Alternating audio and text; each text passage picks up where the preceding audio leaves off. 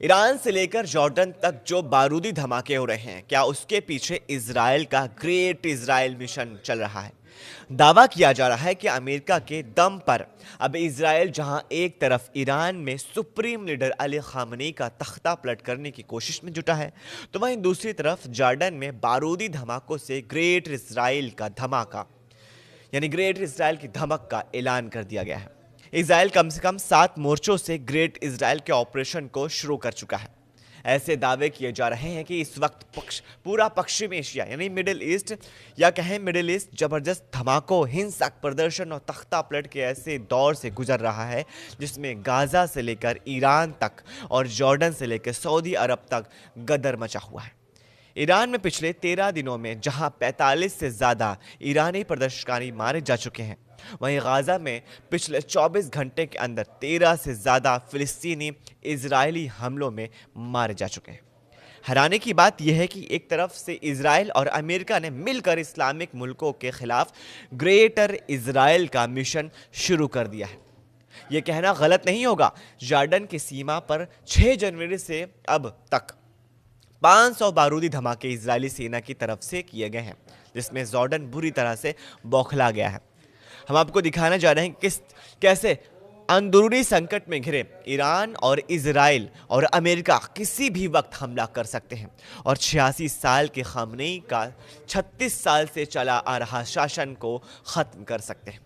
और साथ ही आपको यह भी बताएंगे कि अचानक जॉर्डन के बॉर्डर पर बारूदी सुरंग में इजराइल ने क्यों धमाके किए और क्यों इजराइल ने हमास से सीज फायर के बाद भी गाजा में तूफानी हवाई हमले किए। सबसे पहले देखिए जॉर्डन की वो तस्वीरें जहां हुए जबरदस्त धमाकों ने पूरी दुनिया को हैरान कर दिया।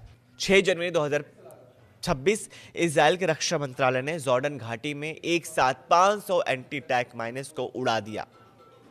दुनिया ने इसी रूटीन ड्रिल समझा, लेकिन ये असल में इजराइल की ईस्टर्न वॉल यानी पूर्वी दीवार का आगाज है।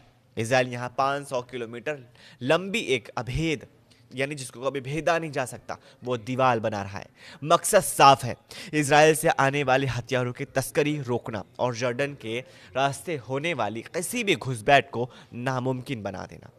लेकिन सवाल ये भी है कि क्या ये सिर्फ सुरक्षा या फिर वेस्ट बैंक के पूर्ण विलय की पहल है, यानी जॉर्डन से ग्रेटर इजराइल बनने वाला पार्ट 2 मिशन। 6 जनवरी को इजराइल के राष्ट्रीय माइंस एक्शन प्राधिकरण ने जॉर्डन घाटी के 3 माइनफील्ड्स में लगभग 500 माइनों को निष्क्रिय कर दिया, जिनमें से कुछ 1960 यानी 1960 के दशक में लगाई गई थी। इजराइल ने इस कार्रवाई में 1.7 अरब डॉलर खर्च किए हैं। इजराइल का यह एक्शन 500 किलोमीटर लंबी नई सुरक्षा दीवार बनाने को लेकर हुआ था। रक्षा मंत्री इजराइल कोर्स ने इस परियोजना को समुदाय की सुरक्षा, वेस्ट बैंक में हथियारों की तस्करी रोकने के और पूर्वी सीमा पर ईरानी प्रॉक्सी खतरों को रोकने के लिए एक महत्वपूर्ण कदम बताया था। दिसंबर 2025 में इजराइल के रक्षा मंत्रालय ने जॉर्डन के साथ सीमा पर एक दीवार के निर्माण की शुरुआत की थी, उसकी घोषणा भी की थी। मंत्रालय ने कहा कि निर्माण का उद्देश्य राष्ट्रीय सुरक्षा और पूर्वी सीमा की रणनीति निगरानी को मजबूत करना है। कुल लोग इस कार्रवाई को ग्रेटर इजराइल से जोड़कर देख रहे हैं। कुछ लोगों का मानना है कि इजराइल धीरे धीरे गाजा से लेकर ईरान तक ग्रेटर इजराइल के सपने को पूरा करने में लगा हुआ है। गाजा का 90% से ज्यादा बड़ा इलाका इस वक्त इजराइल के कब्जे में आ चुका है। खबर यह भी है कि ट्रंप ने भी गाजा को ट्रम्प गाजा बनाने का रास्ता साफ कर दिया, यानी ग्रेटर इजराइल के नक्शे में गाजा पहले से ही पूरी तरह से दिखाया गया था, जिस पर इजराइल ने 90% से ज्यादा इलाकों पर कब्जा कर चुका है, यानी कब्जा कर रखा है। और आप ये भी जान लीजिए कि इजराइल का ग्रेटर इजराइल मिशन में कौन सा देश अब शामिल होने वाला है, आने वाले वक्त में पता चल जाएगा। ग्रेटर इजराइल का मिशन एक वैचारिक और धार्मिक दृष्टिकोण माना जाता है, जिसका उद्देश्य यानी जिसका मकसद इजराइल की सीमाओं को उसके वर्तमान रूप से कहीं अधिक विस्तारित करना है।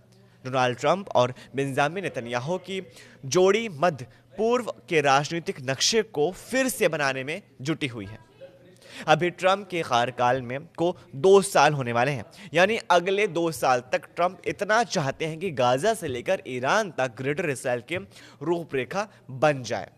और नेतन्याहू सरकार का लक्ष्य वेस्ट बैंक की बस्तियों को आधिकारिक तौर पर इजराइल का हिस्सा बनाना है। ट्रंप के विजन में गाजा को एक आधिकारिक हब के रूप में विकसित करना शामिल है, लेकिन इजराइल के सुरक्षा नियंत्रण के तहत अमेरिका ऐसा करना चाहता है। इसके अलावा ईरान को अलग थलग करना, जिसका असर इस वक्त ईरान में चल रहे हिंसक प्रदर्शन में साफ देखा जा सकता है। इस वक्त ईरान के 31 में से यानी 31 में से 28 प्रांत राज्यों में हिंसा चल रही है, जिसकी वजह से 36 साल से 86 साल की ईरानी सुप्रीम लीडर अली खामनी के शासन पर सीधा खतरा मंडराने लगा है। खबर है कि इजराइल और अमेरिका के सैकड़ों एजेंट ने पूरे ईरान में एक्टिव हैं, जो ईरान को खामनी की तख्ता पलट की आग में झोंक चुके हैं। अब तक 45 से ज्यादा ईरानी हिंसक प्रदर्शन में मारे जा चुके हैं। राजधानी तेहरान में जबरदस्त आगजनी ने खामने की ईरान पर कमजोर पकड़ को उजागर कर दिया है। अब ईरान की सत्ता और शासन पर 44 साल से सख्त पकड़ रखने वाले खामने के शासन का अंत होना शुरू हो गया है। तो निश्चित रूप से इससे जहां अमेरिका को जबरदस्त फायदा होगा, तो वहीं दूसरी तरफ इजराइल के मिशन ग्रेटर को इजराइल को जबरदस्त ताकत मिलेगी। इजराइल इस वक्त ग्रेटर इजराइल को लेकर कोई कसर नहीं छोड़ रहा है। खबर यह भी है कि ईरान के साथ साथ लेबनान में भी इजरायली एजेंटों को गदर मचा दिया है। इजरायली रक्षा बल का कहना है कि उसने लेबनान के कई इलाकों में हिजबुल्लाह के ठिकानों पर हमले किए, जिसका कारण समूह द्वारा युद्ध विराम समझौते का लगातार उल्लंघन शामिल है। इधर गाजा से खबर आ रही है कि इजराइल ने गाजा में ताज़ा हमलों में 13 से ज़्यादा फिलिस्तीनियों को मार दिया है।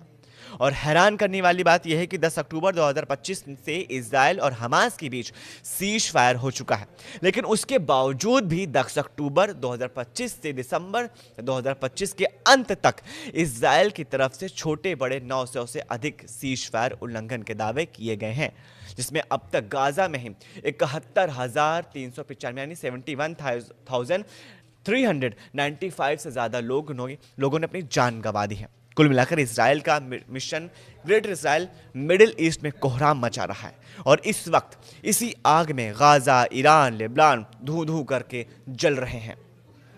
ईरान में तो अमेरिका और इजराइल किसी भी वक्त हमला कर सकते हैं, ये ऐसे संकेत मिलने लगे हैं।